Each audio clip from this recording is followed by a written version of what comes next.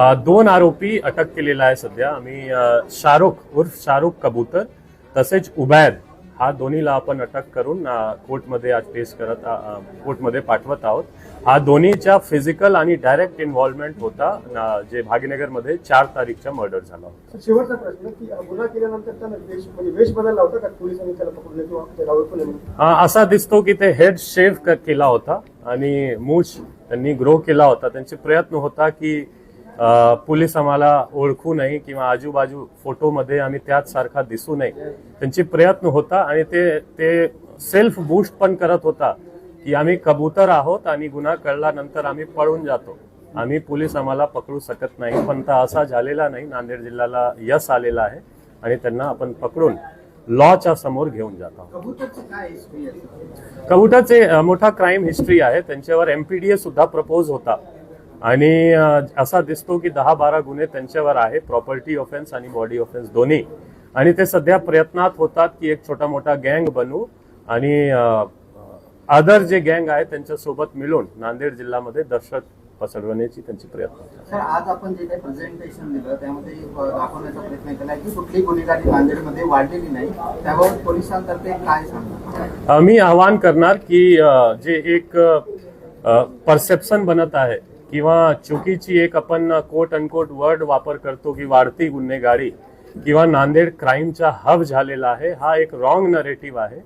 एकही पॅरामीटर्स मध्ये किंवा एकही मुद्द्यामध्ये आपण असा जर कम्पेअर करू इयर ऑन इयर किंवा क्वार्टर ऑन क्वार्टर क्वांटिटेटिव्हली तो काही गुन्ह्यामध्ये इनफॅक्ट डिक्रीजिंग ट्रेंड आहे. नांदेड जिल्हा पोलीसनं चांगली कामगिरी मागच्या 1-2 वर्षमध्ये केलेला आहे.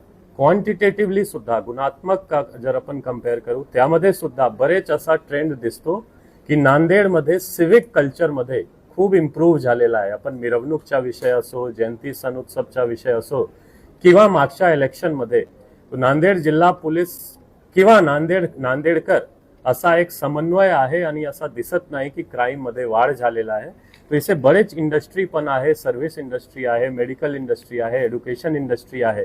हा सर्व मध्ये जर आपण चुकीची नरेटिव्ह किंवा एक फॉल्स नरेटिव्ह देणार की वाढती गुन्हेगारीचा हब, तो हा सिटीचा पण बदनामी आहे, नुकसान आहे. इथे मोठा मोठा धार्मिक इन्स्टिट्यूशन आहे, एक पवित्र गुरुद्वारा आहे, सिटीची वेगळी एक एअरपोर्ट आलेला आहे, रेल्वेच्या डिव्हिजनल ऑफिस आहे. हा सर्व असताना एक चुकीची नरेटिव्ह जाऊ नये म्हणून आम्ही हे प्रेझेंटेशन देऊन कंपॅरिझन. नांदेड पोलीस दलाची मोठी कारवाई. थरारक हत्याकांडातील 2 फरार आरोपींना बेड्या.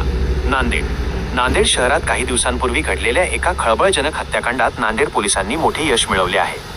या प्रकरणातील 2 मुख्य फरार आरोपींना पोलिसांनी गुप्त माहितीच्या आधारे अटक केली असून त्यांनी आपला गुन्हा कबूल केला आहे. नेमकी घटना काय?